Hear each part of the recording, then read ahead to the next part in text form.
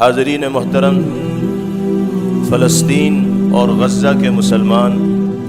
اس وقت تاریخ کے جس کربناک اور درد انگیز دور سے گزر رہے ہیں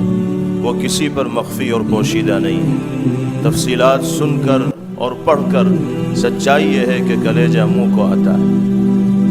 گزشتہ چند ماہ سے جاری اسرائیل کی وحشیانہ بمباری کی زد میں آ کر بلا مبالغہ 50,000 سے زائد فلسطینی جاں بحق ہو چکے ہیں، جام شہادت نوش کر چکے ہیں، جن میں بڑی تعداد خواتین کی، عمر رسیدہ افراد کی اور چھوٹے چھوٹے شیرخوار اور معصوم بچوں کی۔ بین الاقوامی برادری جس کو اس خونریزی کو روکنے میں مؤثر کردار ادا کرنا چاہیے تھا، افسوس اس بات پر ہے کہ وہ برادری یہ تو اس بربریت و خونریزی کو شہ دینے میں لگی ہوئی ہے یا خاموش تماشائی بنی ہوئی۔ اس عظیم الشان اجلاس کے حوالے سے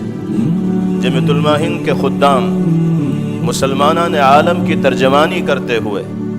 عالمی برادری کو اور طاغوتی طاقتوں کو یہ پیغام دینا چاہتے ہیں کہ مسلمان ہر طرح کی قربانی پیش کرنا گوارا کر لے گا، لیکن مسجد اقصی پر یہودیوں کا تسلط اور اسرائیل کی حکمرانی نہ کبھی پہلے ہمارے لیے قابل قبول رہی ہے، نہ آج ہے اور نہ آئندہ رہے گی انشاءاللہ۔